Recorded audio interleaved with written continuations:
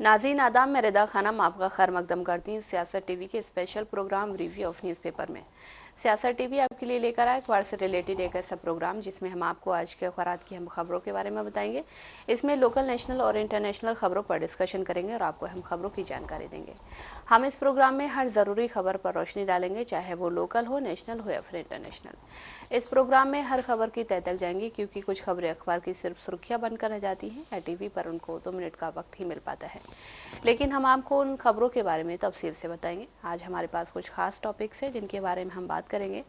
तो सबसे पहले बात करते हैं कि तेलंगाना के सीएम रेवंत रेड्डी ने कांग्रेस विधायकों से बीआरएस का आक्रामक तरीके से मुकाबला करने का आग्रह किया है। और वहीं पर बात करते हैं कि हरियाणा में शहरी निकाय चुनाव हैं, जिसमें भाजपा को जीत मिली है और कांग्रेस कहीं ना कहीं फिर से धरातल पर नजर आई है।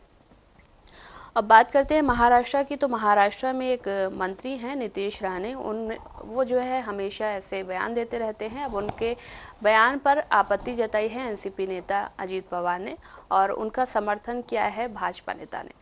और बात करते हैं कि दिल्ली में जो वादे किए गए थे वो पूरे नहीं किए गए हैं, जिसको लेकर आम आदमी पार्टी ने 40 जगहों पर प्रदर्शन किया। और यूपी की बात करें तो यूपी में आए दिन कुछ ना कुछ ऐसी खबरें देखने को मिलती हैं, जैसा कि अभी होली आने वाली है कल, जिसको देखते हुए कई सारे नेताओं के बयान सामने आते हैं। अब उनमें से एक जो विवादित बयान आया है उनमें संजय निषाद का नाम जुड़ गया है। इन सारे टॉपिक्स पर बात करने के लिए हमारे साथ मौजूद है हमारे साथी अशर यासिर।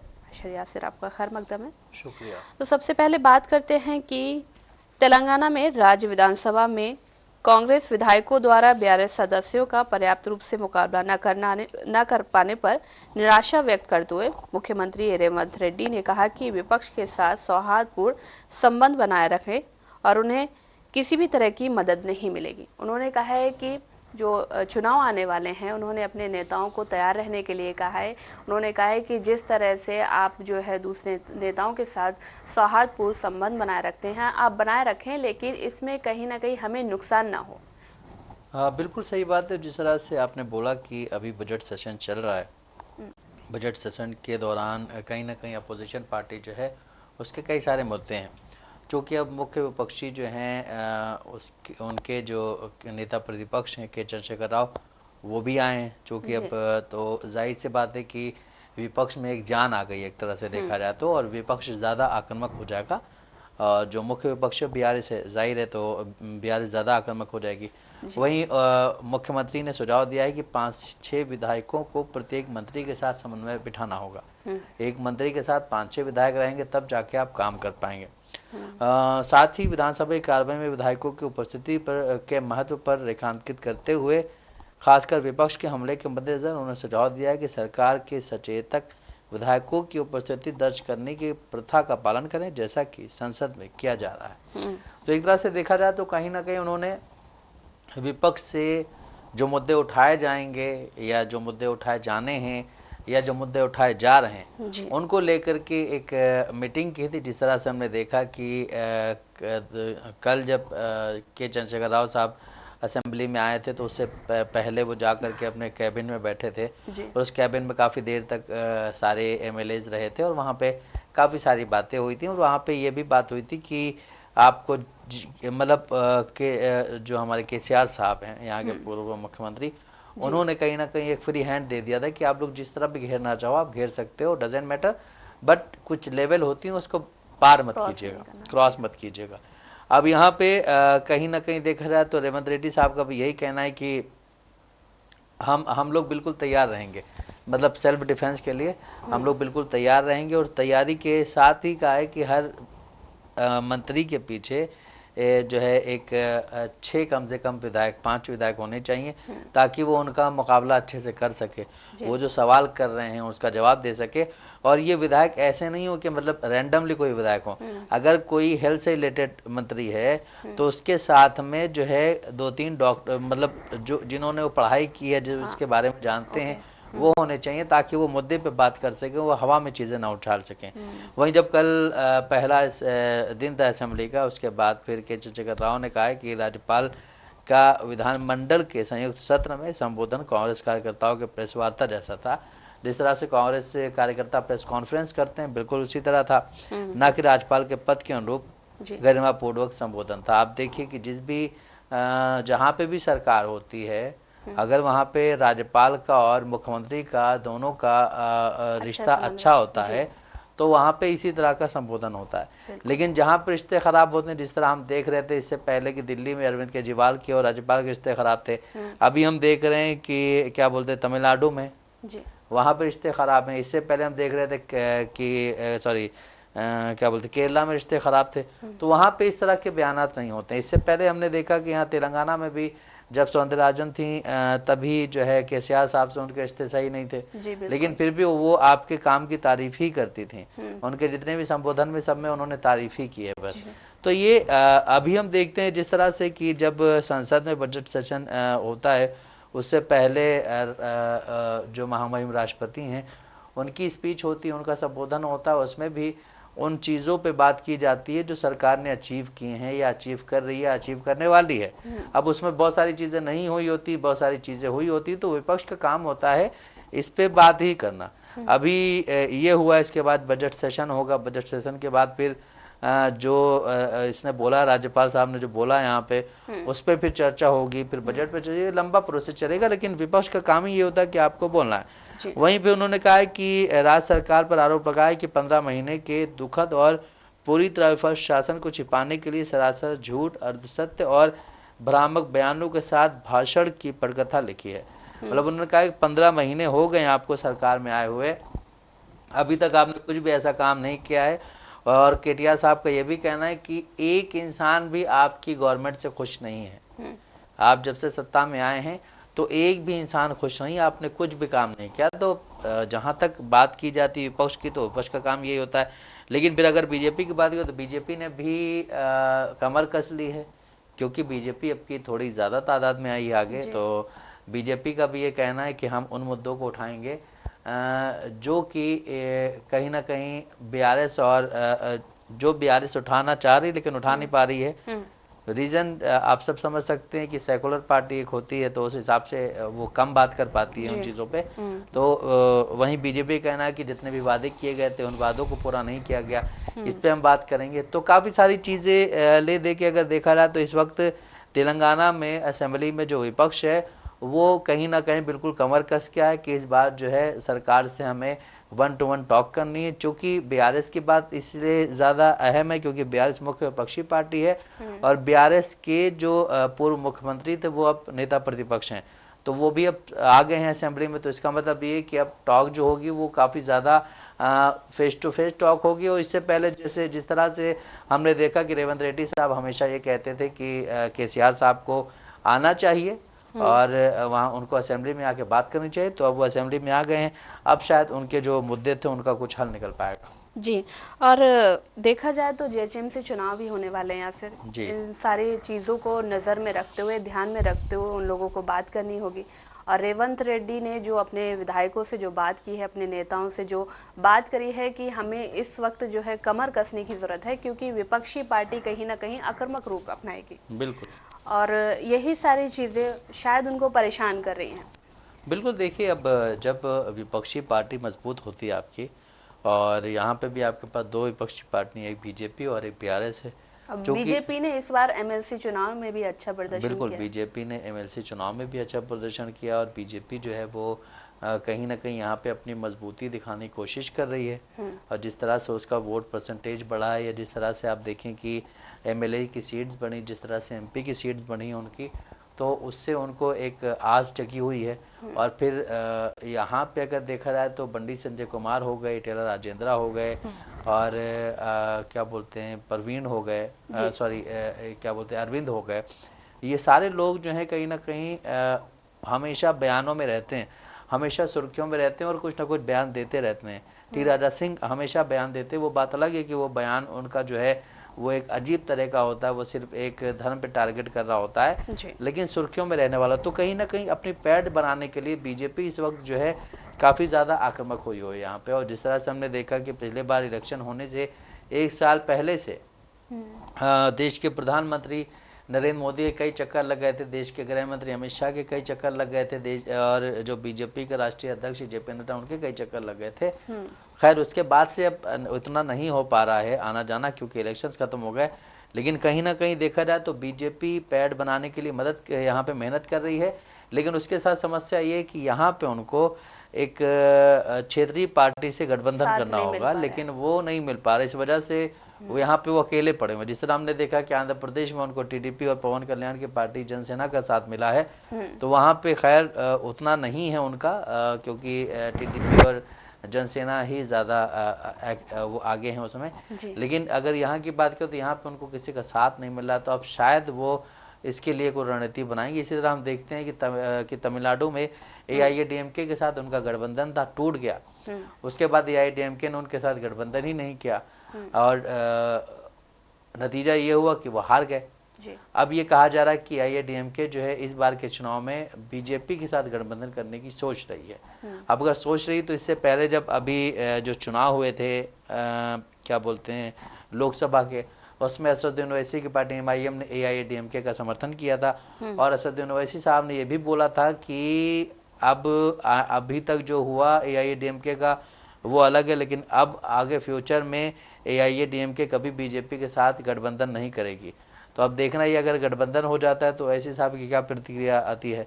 तो ये सारी चीज़ें देखिए, पॉलिटिक्स में कोई कभी भी किसी के साथ भी जा सकता है। जिस तरह से हम नीतीश कुमार के बारे में बात करते हैं कि नीतीश कुमार आज यहाँ कल वहाँ चले जाएंगे, उसी तरह हम अजीत पवार के बारे में बात करते हैं कि अजीत पवार ने 2019 में जब महाराष्ट्र का चुनाव हुआ था तो रात के अंधेरे में शपथ ली थी।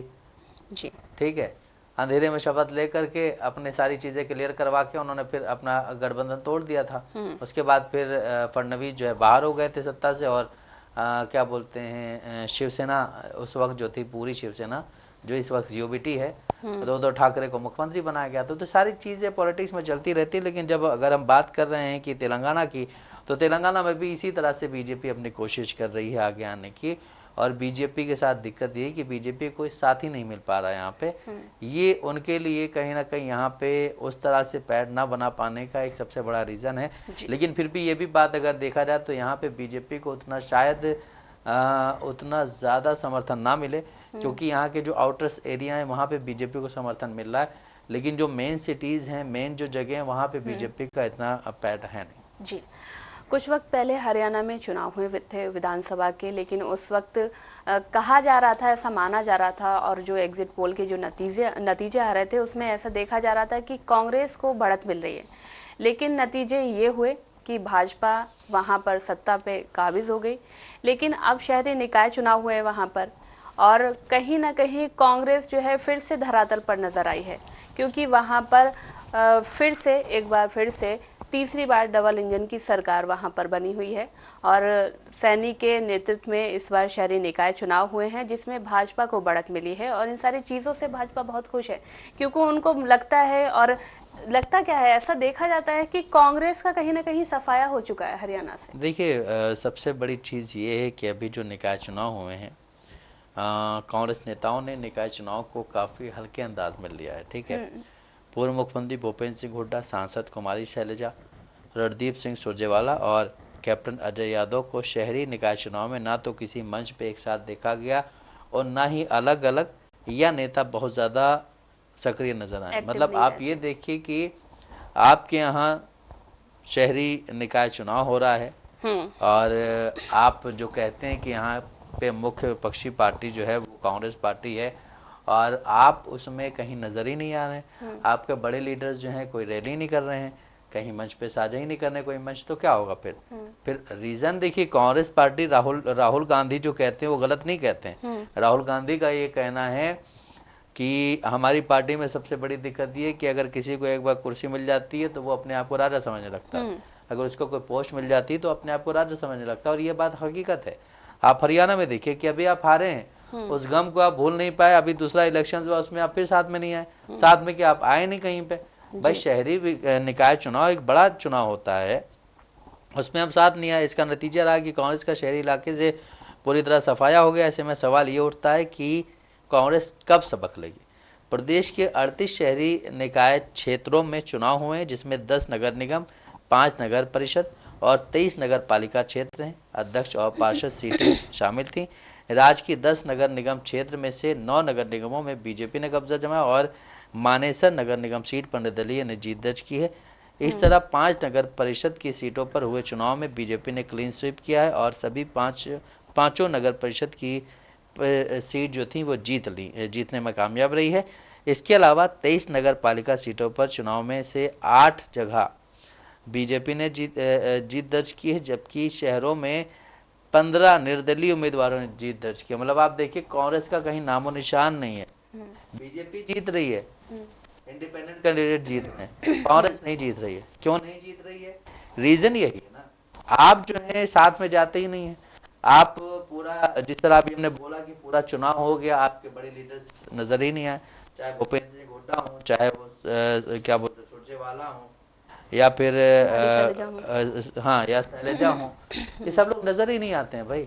आपको नजर आना चाहिए। मनीष तिवारी हैं बीजेपी के बड़े लीडर, सॉरी इनके कांग्रेस के बड़े लीडर, वो भी नजर नहीं आए कहीं जी, अपने बेटे के चक्कर में लगे रहते हो। हाँ, तो ये सब चीजें चलती रहती हैं। इन सब चीजों पे जो है कांग्रेस पार्टी के आला कमान जो है उनको देखना चाहिए। अभी कुछ दिन पहले राहुल गांधी गुजरात गए थे, गुजरात में उन्होंने बोला था कि हमारी अगर छटनी करनी हो चाहे हमारे 50% रह जाए लेकिन हम छटनी करेंगे। तो आप हरियाणा में छटनी क्यों नहीं कर रहे हैं? लेकिन वो छटनी कब होगी? देखिए हरियाणा में नगर पालिका, नगर निगम, नगर परिषद तीनों पर कब्जा किए हुए है भाजपा ने।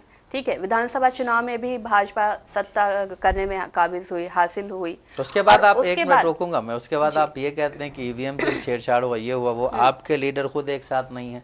आपके लीडर एक साथ हों, आपके लीडर्स जो हैं अच्छी से कैंपेनिंग कर रहे हों, आप खुद जा कर के वहाँ पे उन चीज़ों को देख रहे हों, अगर वहाँ के लोग काम ना करें तो आप उनको हटा दें। उसके बाद भी अगर आप नहीं जीत पाते तो आप इन चीज़ों पे डिस्कशन करेंगे। क्योंकि देखिए रीज़न ये है, हाँ वो बात मैं समझ सकता हूँ, क्योंकि लीडर्स बोलते हैं कि ईवीएम के साथ छेड़छाड़ होती है।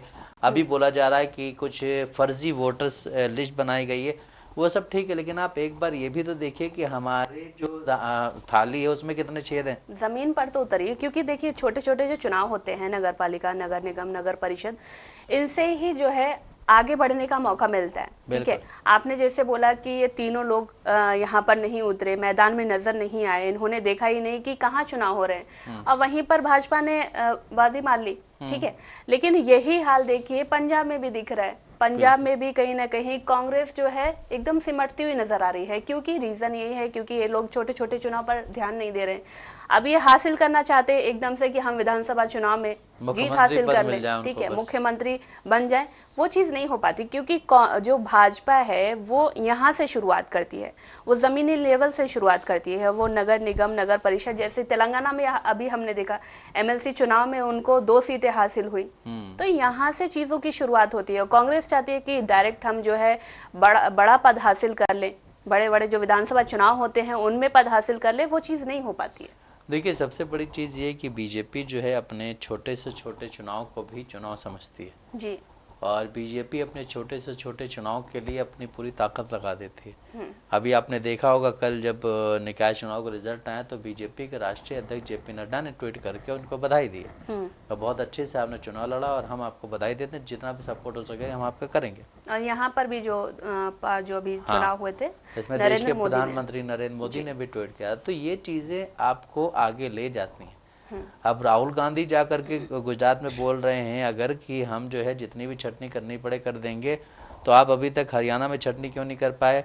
आप अभी तक मध्य प्रदेश में छटनी क्यों नहीं कर पाए? आप अभी तक राजस्थान में छटनी क्यों नहीं कर पाए? आप अभी तक पंजाब में छटनी क्यों नहीं कर पाए? अभी तक हरियाणा में छटनी क्यों नहीं कर पाए? आप छटनी कीजिए, लोग तो आपका विरोध करेंगे और अभी भी कर रहे हैं। अगर आप एक बार छटनी कर देंगे तो कम से कम लोगों में डर तो पैदा होगा कि हाँ अगर हम कुछ काम नहीं करेंगे तो ये हो जाएगा वो हो जाएगा। अभी आप देखिए कि जीतू पटवारी के अलावा मध्य प्रदेश में ऐसा कौन सा कांग्रेस का लीडर है जो ज्यादा बयान दे रहा हो, ज्यादा एक्टिव हो? कमलनाथ मुख्यमंत्री रह चुके हैं, वो नहीं एक्टिव है। दिग्विजय सिंह मुख्यमंत्री रह चुके हैं, वो भी नहीं एक्टिव हैं। और क्या बोलते कमलनाथ के बेटे हैं, वो भी एक्टिव नहीं है। और भी कई बड़े लीडर्स हैं मध्य प्रदेश में जो एक्टिव नहीं है। सिर्फ जीतू पटवारी अकेले जो है पूरी पार्टी को संभाल के चल रहे हैं आगे। तो इस पे भी एक्शन लेना चाहिए ना कांग्रेस पार्टी को। सिर्फ बोलने से काम नहीं चलेगा, आपको काम करना पड़ेगा, आपको एक्शन लेना पड़ेगा। उसके बाद कोई चाहे जो भी कहे आपके बारे में, आपको उससे कुछ भी नहीं सोचना है, आगे बढ़िए और से सख्त एक्शन लीजिए जिस तरह से बीजेपी लेती है। महाराष्ट्र सरकार में मंत्री जो है नितेश राणे, वो हमेशा अपने विवादास्पद बयानों को लेकर सुर्खियों में रहते हैं। अब उन्होंने एक और बयान छेड़ दिया है। उन्होंने हलाल सर्टिफिकेशन की बात छेड़ दी। उन्होंने कहा है कि हम जो है अपने बंदों को बैठाएंगे और जो है हलाल सर्टिफिकेशन और मलहाल सर्टिफिकेशन को लेकर उन्होंने इस तरह से बयान दिया है। अब उनके जो बयान सामने आए हैं उस पे एनसीपी नेता जो हैं अजीत पवार, जो महाराष्ट्र सरकार में अभी डिप्टी सीएम हैं, उन्होंने उनका जो बयान है उसका समर्थन नहीं किया है। उन्होंने कहा है कि इस तरह से जो बयान देते हैं वो कहीं ना कहीं अपने आप को दिखाने की कोशिश करते हैं, लेकिन ऐसे नेताओं की हमारे यहाँ पर कोई जगह नहीं है। अब उनके ही बयान का समर्थन करते हुए एक भाजपा के नेता हैं पाटिल, उन्होंने उनका समर्थन किया है। उन्होंने कहा है कि अजीत पवार की बात से मैं सहमत हूँ। बिल्कुल अजीत, सबसे पहले अगर हम अजीत पवार की बात करें तो उन्होंने कहा है कि हमारे देश और प्रदेश में मुस्लिम समुदाय के लोग अपने देश से प्रेम करते हैं। साथ ही उन्होंने ये भी कहा है कि दोनों पक्षों के सदस्यों को ये सुनिश्चित करना चाहिए कि किसी भी बयान से लॉ एंड ऑर्डर ना बिगड़े। जी, आप एक जगह के आप डिप्टी सीएम हैं और आपकी सोच को सलाम है कि आप ये कह रहे हैं कि आप दोनों पक्ष हैं, दोनों पक्षों को ये नसीहत दी जा रही है कि आप ऐसे बयान ना दें जिससे लॉ एंड ऑर्डर जो है वो बिगड़े। हमारे यहाँ मतलब क्या बोलते हैं, महाराष्ट्र में कुछ ऐसी चीज़ें पैदा हों, ठीक है, सामाजिक जो चीज़ें बिगड़ जाती हैं, दंगे हो जाते हैं, वो सारी चीज़ें ना हो। तो ये वाकई काबिल तारीफ उनका बयान जो है वो है कि आप इस तरह की बात ही ना करें। आपको बात करना है, आप उस अपने हिसाब से बात करें। और नीतीश राणे पे क्या बोलते हैं, ये अजीत पवार जो हैं, चुनाव के दौरान जब बटोगे कटोगे वाला पोस्टर वहाँ लगाया गया था योगी आदित्यनाथ का, तो उस पर भी इनकी पार्टी ने एतराज़ जताया था और उसका समर्थन नहीं किया था। हालांकि बीजेपी के ही कुछ और लोगों ने भी इसका समर्थन नहीं किया था, वो बात अलग हो गई। लेकिन कहीं ना कहीं आप देखिए कि अभी भी कुछ लीडर्स ऐसे हैं जिनके अंदर इंसानियत बची हुई है, जिनके अंदर हिंदुस्तान में जो एक तहजीब है, गंगा जमनी तहजीब, उसको लेकर के भाईचारगी, हिंदू मुस्लिम सिख ईसाई भाईचारगी वाला जो माहौल है वो अभी कायम है। रीज़न ये है कि ये जहाँ जिस पेड़ से ये लोग निकले हैं वो पेड़ ही जो है सेकुलर पेड़ हुआ करते थे, चाहे आप शरद पवार की बात कर लें जी, ठीक है। तो ये सारी चीज़ें अभी चल रही हैं। वहीं आपने जो बोला कि पाटिल साहब ने बोला कि मैं उसका समर्थन करता हूँ, तो उन्होंने कहा है कि महापुरुष या देव देवता पर टिप्पणी करें, इसका समर्थन नहीं करते हैं। जो लोग पब्लिसिटी के लिए ऐसे बयान देते हैं उन्हें बयान देने से पहले एक बार ज़रूर सोचना चाहिए। पवार ने जो कहा है बिल्कुल सही कहा। दरअसल ये देखिए कि उन्होंने बीजेपी के लीडर हो करके और उन्होंने अजीत पवार का समर्थन किया है। रीज़न यही है कि जिस तरह अजीत पवार ने बोला कि कानून और लॉ एंड ऑर्डर ना बिगड़े, जाहिर है उनका भी यही होगा। और फिर क्या होता है ना कि आप चीप पब्लिसिटी से आप जो है ऊपर चले जाते हैं। और इसको लेकर के आप देखिए कि देवेंद्र फडणवीस को भी सोचना चाहिए कि भाई आपने मंत्री पद क्यों दिया उनको, अगर वो उस लायक नहीं है। अगर उनको हिंदू मुस्लिम ही करना है तो उनको कहीं और बिठा दीजिए आप। लेकिन देवेंद्र फडणवीस की आप बात कर रहे हैं, देवेंद्र फडणवीस खुद कभी कभी ऐसे बयान दे देते हैं। कभी कभी वो तो देखिए औरंगजेब को लेकर बोला था, उनका खुला हुआ है, वो आरएसएस से है ना, उनका खुला हुआ है। लेकिन अजीत पवार का जो है वो उतना नहीं है अभी। अजीत पवार या तो सीख रहे हैं अभी, या फिर वो अपने चाचा के उस पर ही चले नक्शे कदम पे। जी, जी। तो अजीत पवार में और देवेंद्र फडणवीस में बहुत फ़र्क है। देवेंद्र फडणवीस की जो तालीम है वो आरएसएस की है, और जो क्या बोलते हैं अजीत पवार की तालीम है वो शरद पवार के सेकुलर वाली। तो दोनों में बहुत फ़र्क है। देखिए, महाराष्ट्र में जो अभी हाल फिलहाल का मुद्दा था, जो बीड़ जो सरपंच हत्या हुई थी, वहाँ उसको छुपाने के लिए बहुत सारी चीजें की गई हैं। धनंजय मुंडे जो सामने आए थे, हालांकि उनका ऐसा कहा जा रहा है कि इस्तीफा दिया गया है, लेकिन इस्तीफा राज्यपाल की तरफ से अभी स्वीकार नहीं किया गया है। ऐसी खबरें सामने नहीं आई हैं। लेकिन जो देवेंद्र फडणवीस, हाँ, देवेंद्र फडणवीस है, उनकी तरफ से ऐसा कहा जा रहा है। और वहीं पर देवेंद्र फडणवीस इन सारे नेताओं को नहीं रोकते हैं। नीतीश राणे इस तरह के बयान देते हैं, उन सारी चीज़ों को नहीं रोकते हैं, लेकिन उन्हीं के सरकार में रह के जो डिप्टी सीएम हैं अजीत पवार, वो इन सारी चीज़ों पर लगाम लगाते हैं।